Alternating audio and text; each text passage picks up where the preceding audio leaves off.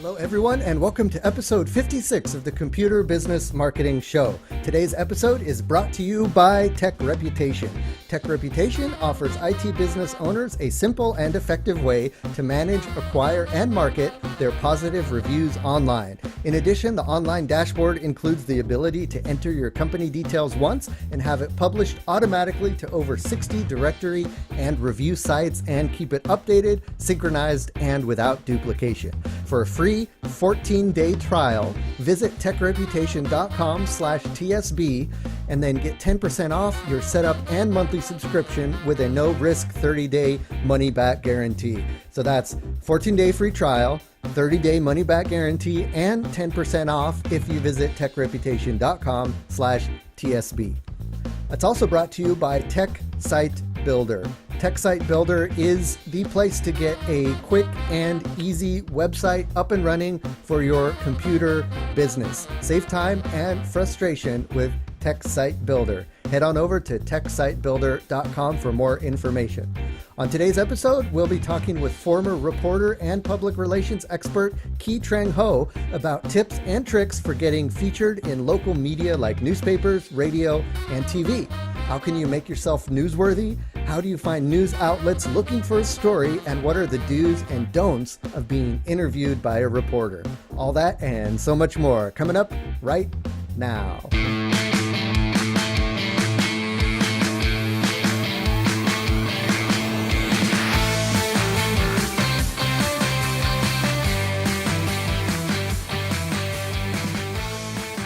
Hello, everyone, and welcome to the Computer Business Marketing Show. If you own or work in an IT services business, this is the place to learn how to get more clients, keep them happy, and grow your revenue.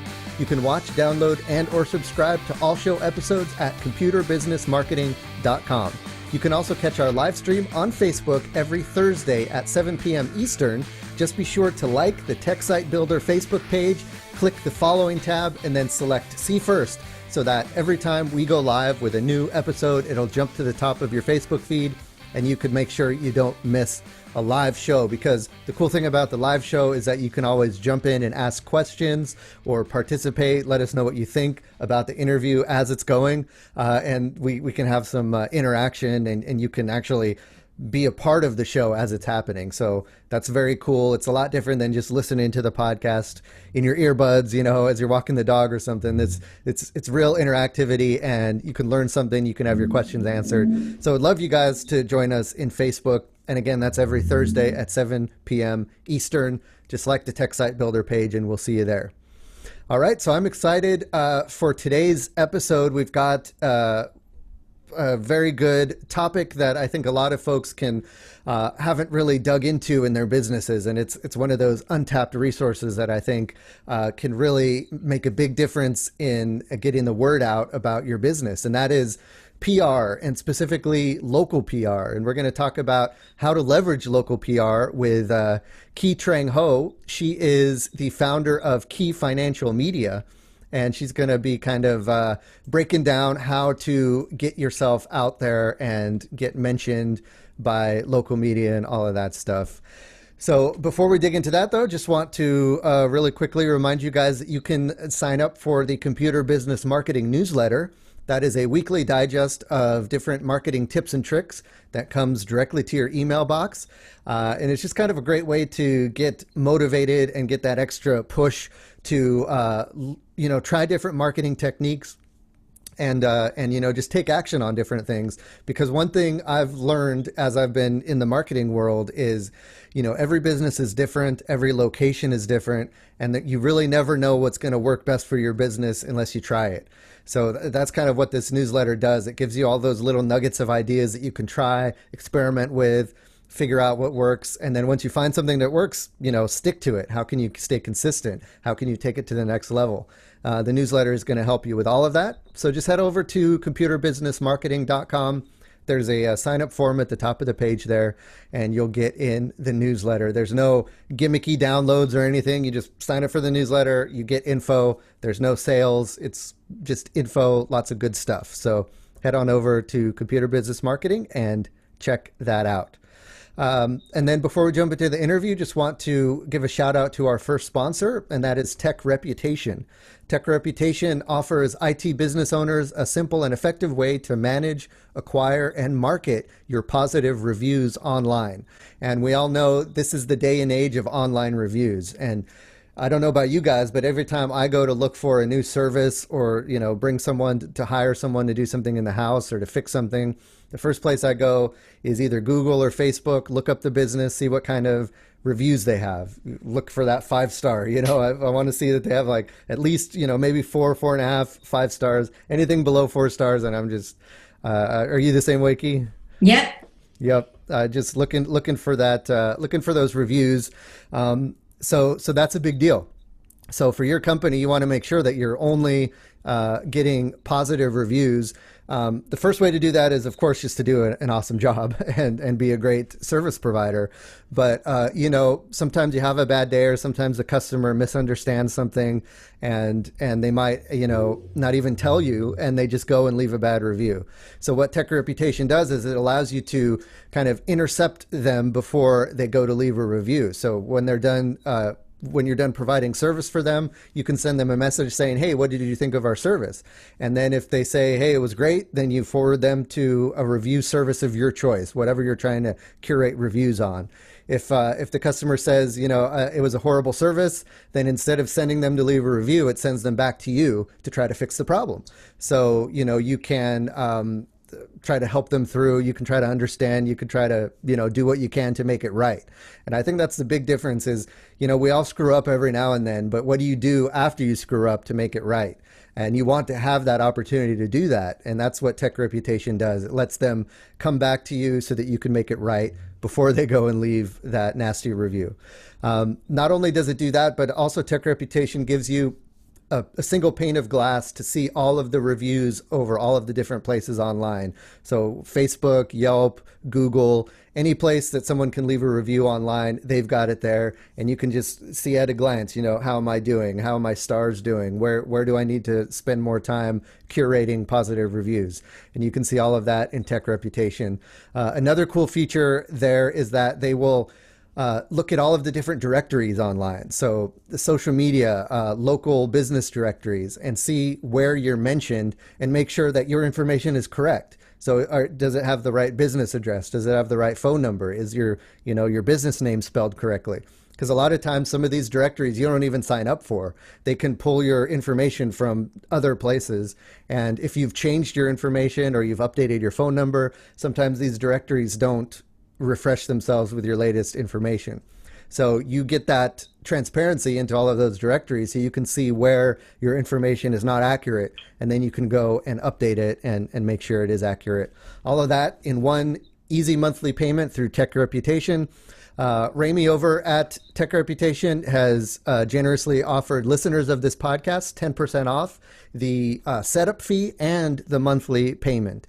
So if you want to take advantage of 10% off all the payments through Tech Reputation, just go to techreputation.com/TSB for Tech Site Builder. So techreputation.com/TSB. And then when you check out, you use the coupon code TSB10. And it says it right there on the website. So you could take advantage of that discount and then also take advantage of all of the cool features that Tech Reputation offers. Lots of listeners of the show have signed up for it and are loving it and are getting lots of positive reviews on their different review channels because of it. So it's definitely worthwhile to check out. Again, techreputation.com/TSB. All right, guys. So without further ado, let's jump into the interview. Today, I have Ky Trang Ho, who is the founder of Ky Financial Media, and she is going to help us navigate the murky waters of local PR and how to figure out how to get ourselves mentioned and how to participate and how to become part of the inner circle of local media. So, hey, Ky, welcome. Thanks for being a guest. Thank you. Thank you for having me. It's my pleasure. So before we get into the interview and start talking about PR, why don't you just kind of give us a brief idea of your background, where you came from, and how you ended up where you are now as the founder of Ky Financial Media? Well, I have experience working in TV, radio, print, and online. And I used to be a reporter at Investors Business Daily covering exchange traded funds and mutual funds. And I did that for about 9 years. And then one day I was recruited by a startup website that wanted to create a news site that catered to financial advisors. And so I quit my job, and my manager organized a going away party for me at our local watering hole that Friday. And then lo and behold, the startup founder retracted her job offer. Oh, no. And so I was out of a job, and IBD didn't let me stay because they said, well, you already showed that you were emotionally ready to leave.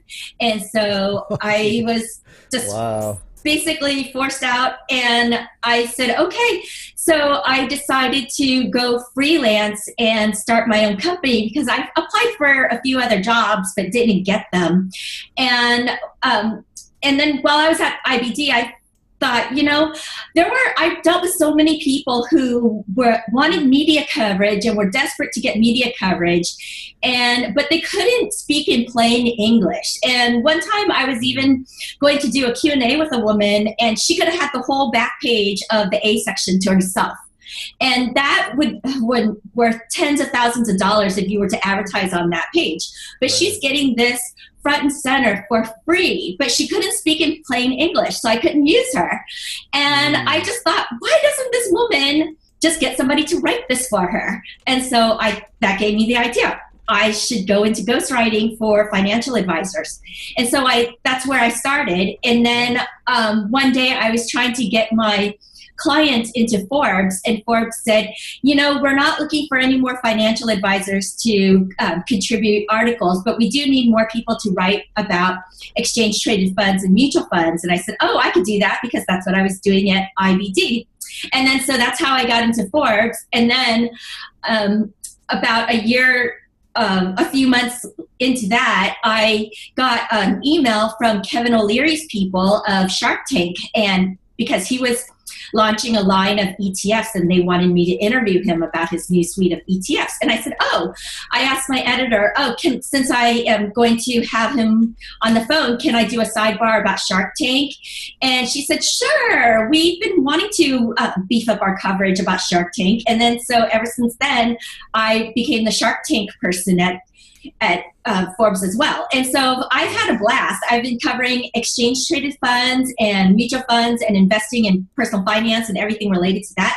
But then I also covered entrepreneurship, and in particular small businesses who went on that show. And so I've seen the whole gamut of people doing PR really poorly and badly and everything in between.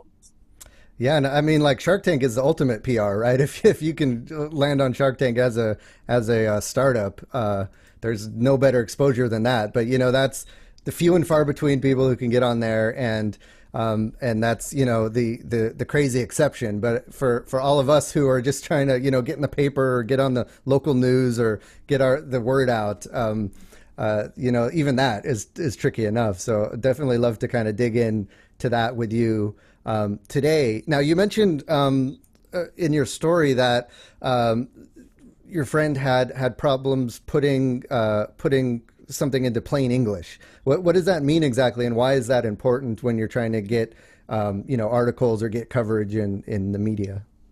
Okay, I find that people in business, especially people in technology and in financial services, they talk kind of like this. Like, say they were Martin Luther King giving a speech on the mall. They would say, I have a vision for a multifaceted, mission-critical solution that could be applicable across multiple socioeconomic levels that can be leveraged to the fullest extent of humankind. Right. That's not very inspiring. Exactly. Who would understand that? Right.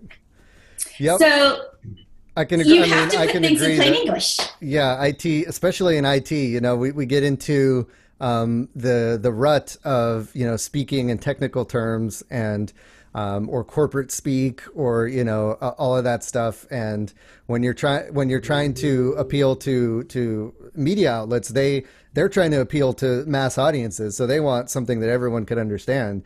It's what it sounds like you're saying, and so that's kind of why it's important, and it's hard, and a lot of technical people aren't really able to translate into stuff into, I guess, quote unquote plain English. So is that kind of the first step in getting coverage, is making sure you have a story that people can relate to? Absolutely. You have to be able to speak in sound bites and use a lot of good analogies and speak visually. And that's why I think if you watch Shark Tank, Kevin O'Leary is the most entertaining person to watch, because he has a lot of really good quips, and that makes for really good sound bites. Like, just instead of calling people small businesses, he calls them cockroaches. Instead of saying, just go out of business or close down your business, he says, take it behind the barn and shoot it. See, you could see images like that, and people relate to that better, because people also like to hear stories too, and those are kind of like little stories tied into a message. So is that something that we should come up with beforehand, like some bullet points or talking points about our business, or how do we go about doing that? Absolutely. I think everybody needs to have a 2-minute, if that, or 1 minute is better, shorter is better, an elevator pitch that basically just says, hello, my name is, introduce yourself, and I provide an XYZ solution. I work with people and provide XYZ solution who have a problem with ABC, and I help them, and what is the end result that you help them achieve? Right. So for me, it would be, hello, my name is Ky. I work with financial advisors and small business owners who have a need for getting more media coverage to raise their visibility and credibility. And I help them by connecting them with news reporters to get their stories in the media. And that's great. I mean, that's like an elevator pitch, right? That's great to have in your back pocket in any time, whether you're at a cocktail party or you're hanging out with friends or you're at a conference. It's just great to be able to succinctly sum up your business and who your clients are and what your services are. And I think it sounds like that can also really pay dividends when you're trying to get PR. If you're talking to a reporter or something, you want to be able to get it out and make it quick and make it relatable and easy to understand. Absolutely. So let's talk about how to find places to get publicity. So, the typical person who's listening to the show is a IT services business owner. They either, they have like a computer repair shop in a local community, or they might, work out of their home and they do business consulting, but it's usually very local. So where are some places we can look to kind of get the word out about our business? Okay, so I have 2 parts to that answer. Okay, first thing is sign up for this website called helpareporter.com, and the acronym is HARO, HARO. And basically it's a match.com for sources and reporters, and every day reporters submit their stories to HARO, and HARO compiles a list that they send out to all of the people who sign up for their email blast, and it's completely free for both parties. And reporters will say, I am working on a story about X, Y, and Z. I need to speak with A, B, C, and D about this, and they will list their questions. And here's some tips for replying to HARO, is that reply to them in an email directly, and just that means don't make them go through a middleman like a PR person, because that just adds another layer of work for them. And so reply to them directly, introduce yourself and say, hello, my name is, and your position and your company name, and even a link to those, and your city and state, because that's what a reporter needs. And the easier you make their job for them, the more likely you'll be quoted. And then briefly state why you're qualified to answer their questions, and then just answer their questions. Now, I know a lot of people will think that this is very time consuming, and it is. I have, to read through the list every day takes a lot of time, and they come out 3 times a day. But and if you feel like you wasted a lot of time if you don't get quoted, but you don't necessarily waste your time, because think of it this way: you could turn what you wrote to that reporter into your own blog and post it on Facebook or LinkedIn or your own website. So, and save it for another reporter, because another reporter will probably ask the same questions down the line somewhere. So, and the more experience you get doing this, the faster you'll become. So, and also if you just have one area of specialty, it just becomes second nature to you to answer these questions, because it's just like asking you what you had for lunch that day. Right. That's okay. You can mute the phone. That's fine. Sorry. Yeah, no problem. That happens. And we both have dogs running around, and my dog will bark in the middle of an interview, so that's fine. Okay.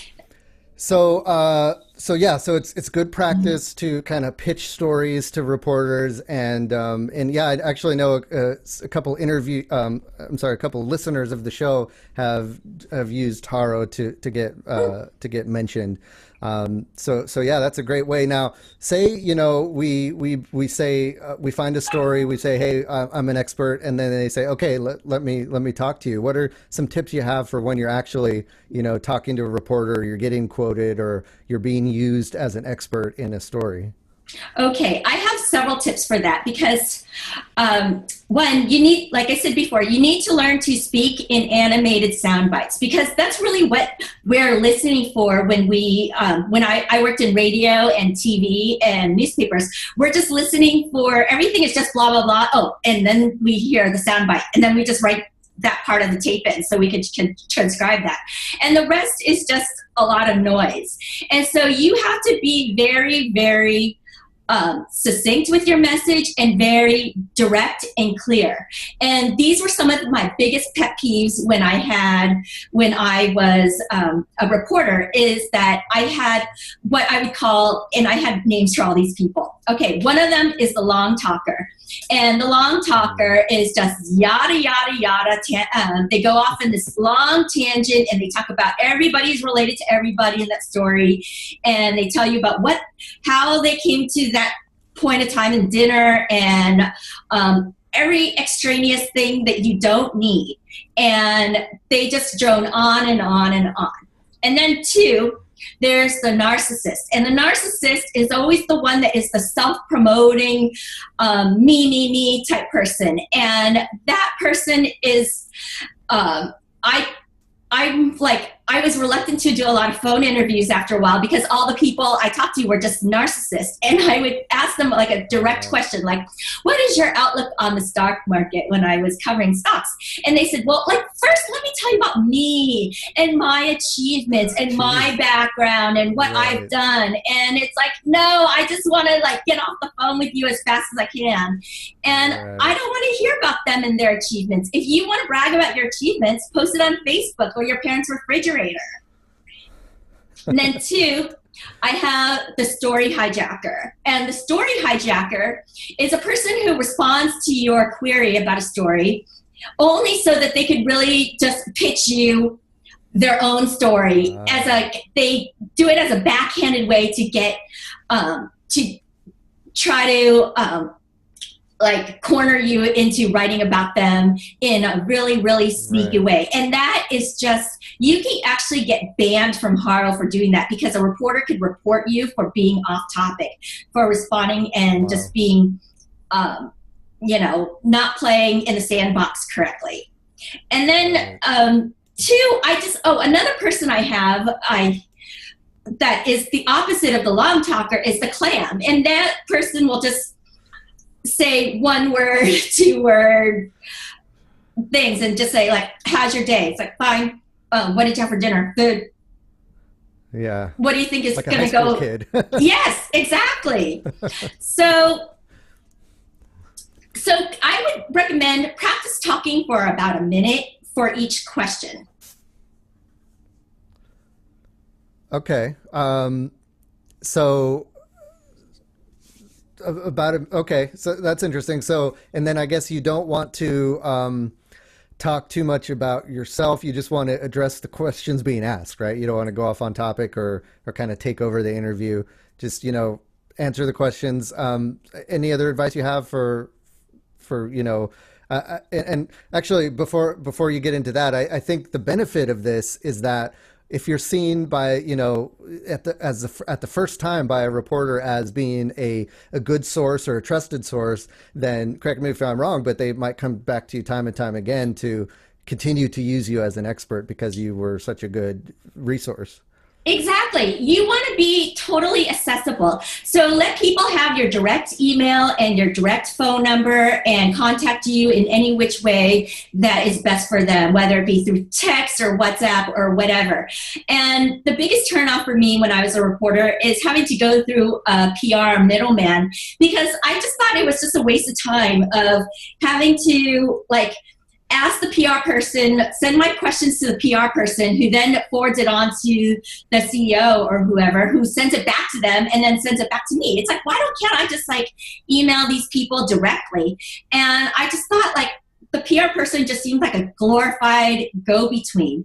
And Right. and if it takes longer to access you, then if somebody's on a tight deadline, they're just not going to think of you first. They want to go to the person who is always accessible and provides them what they want, wham bam, and not talk on and on.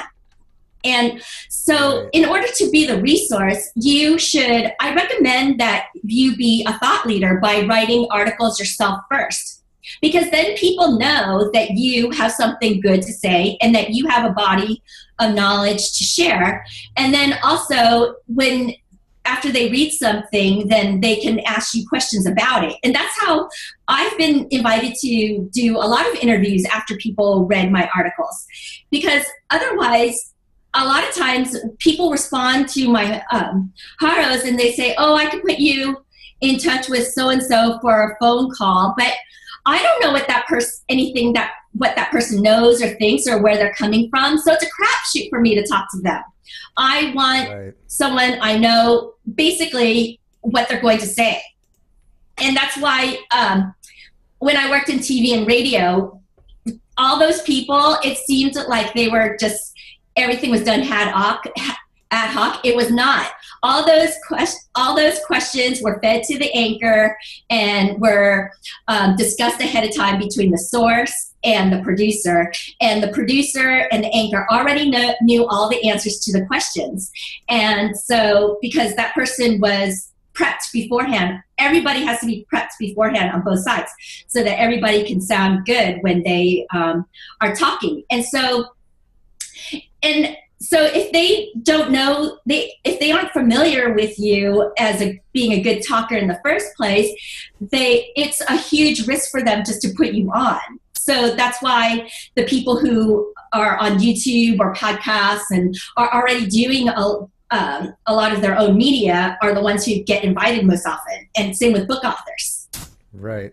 So it's one of those it's one of those things that might be kind of hard to break in at first, but once you're kind of in that circle, then you probably get referred to around and passed around as an expert. And it's true because you watch the news or, you listen to radio and you tend to hear the same people come on as experts time and time again, because those are the go-to people, right? And, yeah. So it would be great to be the go-to person in your local, your local networks. Great. So let's say, for example, we have a newsworthy thing that's happening in our business. Like maybe we partnered with a charity or we worked with a famous, customer, or we're opening a new location or something. Because the haros, reporters are coming to us with information that we can connect with. But if we have a story we want to get out there, what's the best way to kind of pitch it or get it in front of the right people? Okay, well, I recommend if you don't have access to very expensive media databases like Cision or Meltwater, you could create your own database. And basically what you do is you look up all the news articles that have been written about your competitors and any reporters covering your space, your niche. And you can look up the reporters by their stories on Google News, as well as bloggers on alltop.com, as well as all of like the blog compilation sites like Feedly and FeedSpot. And then you go to find those articles. And what I do is I create a spreadsheet. And I create a spreadsheet that starting with Google Forms, in which I write, I create a form that lists their name, their title, their publication, and an article, their email, and an article they've written about your space. And then any other notes, like any notes that you, like for instance, if you have somebody in common or are in the same group, because this will be useful for you later on. Okay, so then you go to their website, and then you use like a service like this one. I forgot what it's called. It's called Hunter.io. And Hunter, have you used Hunter.io? No, I haven't. Oh, okay. It's awesome. So it's a Chrome extension that you put on Chrome, and it will give you all the email addresses associated with a website. So it will, and then it also can guess what a website's, what that person's email is based on the format that they're using, you know, whether it's last name, first name, or whatever. Right. And at, like in this case, workflowy.com. And I've actually found people that way. Or you can look them up on social media and contact them through Facebook or LinkedIn, or and then there's also lots of different reporter databases like Muckrake and like Meltwater, but like those sites cost a lot of money. So then you write a press release and then send a pitch to them saying, hello, I see that you covered, you know, XYZ, and I think that this is a perfect story for you. And by showing that you know what they cover, it just shows that you've taken the time to get to know who they are and to, you know, and it looks like you sought them out like a heat-seeking missile. Because one of the biggest pet peeves reporters have is that people just doing what's called a spray and pray, where they just send out a massive blast email to everybody, and even if it's has nothing to do with what they cover. And so that's why I always get, when I was a reporter, I got all kinds of ridiculous press releases, like for new cat video releases and new dog food, Right. food trucks in LA and things like that. And I have to be honest, I'm guilty of that too. But when you show that you've taken the time to know a reporter, because they're just as egotistical as anybody else, so they'll feel flattered that you made an effort to know them and that you are providing good information for them to for their readers. And then focus on how can you help that reporter write the best story and be a hero to their readers. Because just like what you said before is like your people in your business live off of star ratings. Well, the crack cocaine for reporters is likes, shares, and page views. Because we live in an age of page view journalism. So if you can give them information and help them write a story that's going to get, you know, likes, shares, and page views, like the way Bill Gates has money, they're going to love you. Who can say no to that? Right. Because, you know, a lot of reporters these days are even judged by how many Twitter followers they have and how much engagement they have on their stories and how much, you know, Facebook followers. And so if a reporter, any reporter who writes a story and sees that it gets no traction, it's like a comedian not getting laughs for his joke. It just makes you want to just curl into a corner and die. Yikes. Yeah. So, yeah, a lot of great advice actually. And it kind of reminds me of if you're trying to get the attention of a reporter, not to, like you said, do the spray and pray where you're just throwing it out there to everybody. That kind of reminds me of good marketing, where, if you're marketing your services, you want to focus. If you're going to be talking in front of a room of dentists, or you're going to be putting an ad, on Facebook targeting a certain demographic, you want that ad to speak to that, that target audience, just like you want your press coverage request to speak to the individual publication or the individual reporter. And if it's a tech magazine, then talk up the tech angle. If it's a lifestyle magazine, talk up the lifestyle angle of the tech. And I think that's great advice, and probably something not a lot of folks do or even think about, is to kind of change the message or the pitch depending on who you're talking to. So yeah, great advice so far. Now, what if you want to like be a contributor, like write your own piece or create your own content and get that content featured in a major publication or something? Do you have any tips for doing that? Absolutely. I think that that's one thing that everybody should do is, and anyone can be a blogger these days thanks to Medium. And Medium is a great site. Medium has, like all of the major companies are posting blogs on Medium, and their site links to Medium as their blog. And because when you are on Medium, you are basically you're performing on a stage with before thousands and thousands of people. And so you get higher search engine ranking because the platform itself is already a credible site. So like if somebody Googles your keywords, you're more likely to come up in a Medium article than you are your own, tiny website that has like no page views. And I also recommend contributing to Medium and other sites like patch.com if you can.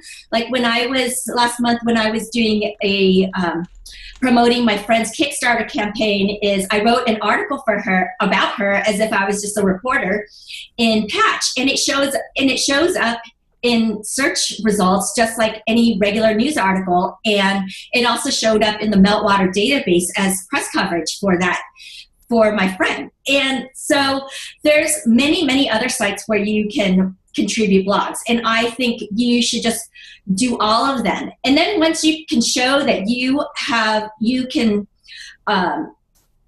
a following and that you have something good to say, then you can pitch your articles to a bigger publication like Entrepreneur or Forbes or TechCrunch, because they are desperate for new content all the time, and they want to publish news articles because they have this beast to feed constantly. And if you can show that you've already created a following and that you write well, why would they say no? They'd be stupid too. Right. Exactly. You got to kind of prove, it sounds like you got to prove yourself through, publishing on your own first. And then once you have kind of a good body of work, you can take that and then use it as an example of why, you should be featured on some of these other places.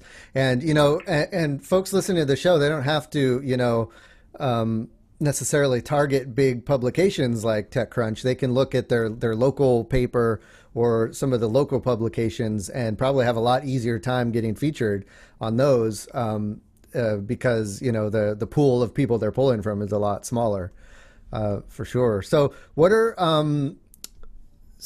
with all of this stuff, we're kind of putting ourselves out there and we're getting in the public eye. What are some things some of the risks of this, or some of the things to look out for as we're getting ourselves out there? Because there's kind of some exposure that's going on as we're putting our business name out into the public eye all of a sudden. Absolutely. You know what? I think that there's always going to be haters and there's always going to be trolls.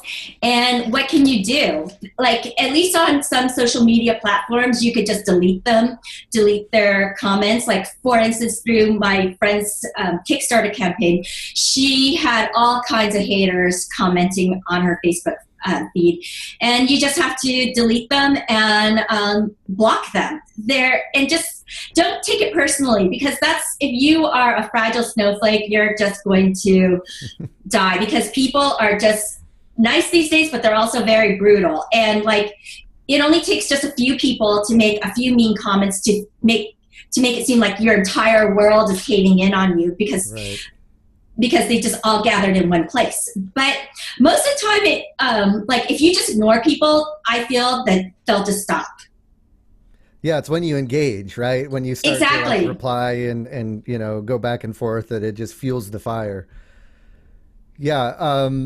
So, I have this podcast, and I write articles, and I get myself out there, and I know, most of the time people are saying great job, and this was really helpful. Every now and then you'll get that negative comment, and just one negative comment out of 100, you just focus on that negative comment, and it's like it eats away at you, and it's tough. But like you said, you just gotta ignore it. It helps to, when you're publishing posts on your own website or on your own Facebook account, you have control over the conversation. So don't hesitate to delete those comments or block those people. You don't need them having that negative energy in your life, and it just kind of keeps you down and discourages you. But it is, comes with the territory of putting yourself out there, especially on the internet. People can be really mean on the internet because they don't, they hide behind their computer screens or whatever. Great. So if folks want to learn more about this type of thing, because I like I said before, this is something I don't think enough IT businesses are really taking advantage of. And there are publications and news outlets that are hungry for tech information. There's hacks going on, and there's confusing privacy stuff going on, and nobody really knows really what's going on unless you live and breathe it like we do in the IT space. And you want to be that go-to resource. So what are some good, either websites or online learning or books that people can read and just learn more about, becoming the go-to expert and dominating their local PR?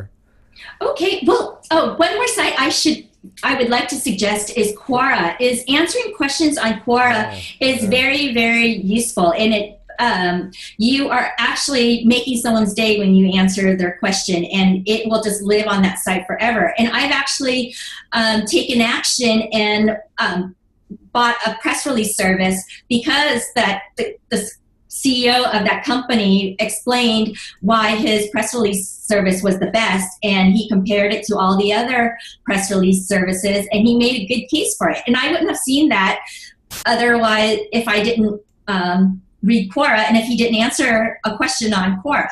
And so it's a very powerful medium, and especially a site like that, and Reddit and Facebook and LinkedIn too, is a very useful place for people to just be useful. And once people see you as a resource of being useful, then they'll want to do business with you. And also same with YouTube. Well, for me, I feel like I keep on saying I'm going to create a teachable course about how to get media coverage for your business. And I keep on saying I'm going to do that, but and it's been on the back burner. But there's lots of classes on Udemy that provide that, and as well as every online course I've seen, some type of marketing course, like Coursera offers it, Lynda.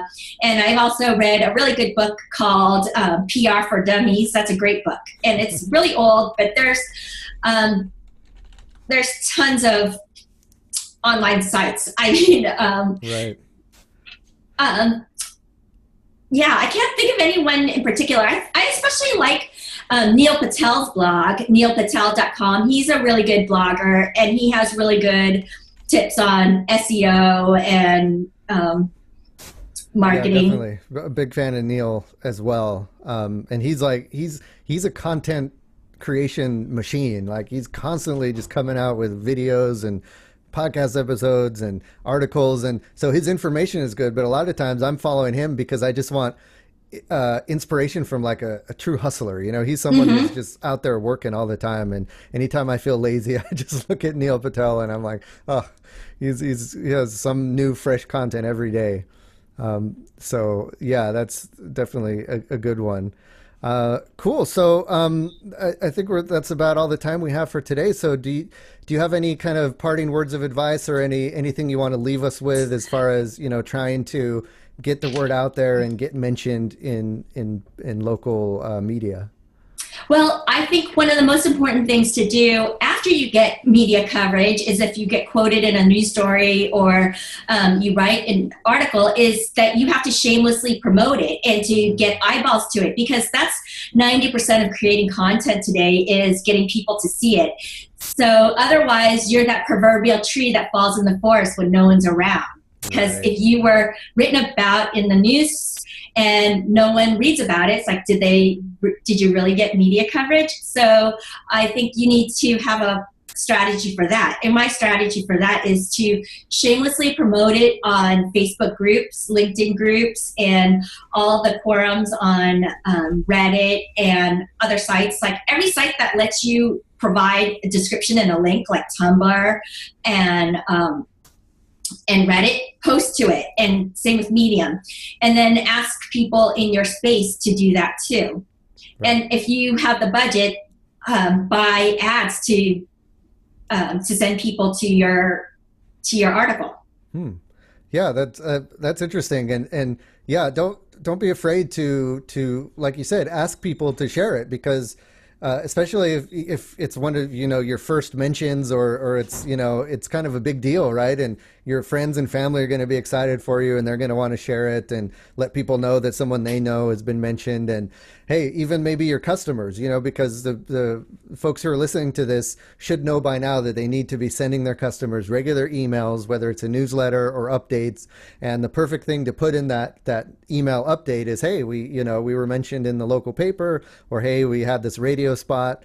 Here's a link, share it with your friends, spread the word. And then they're going to feel proud that the person they do business with is, a hotshot and has been mentioned on the news. And so they're going to want to share it.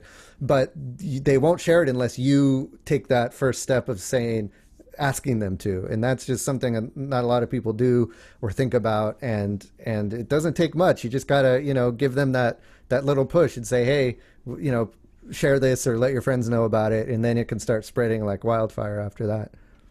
Absolutely. I mean, it's the age of the internet, and there's no better time to get things shared, right, and get things promoted. So definitely got to do it. Awesome. So where could folks reach you or find out more about you if they want to ask questions or see what kind of services you offer? Well, feel free to reach out to me through my website, kytrangho.com. That's KYTRANGHO.com. And of course, I'm on every social media. I have on my website, you'll see that's a list of social media. I have a profile on every site. So you can find me on Quora, Medium, LinkedIn, Facebook, Reddit, everything. Awesome. And what was that group you mentioned, and it was before we started recording when I was trying to share this to some different Facebook groups, but there's a Facebook group you mentioned that sounded really cool. What was that one? Yes, Entrepreneur Exchange Facebook group.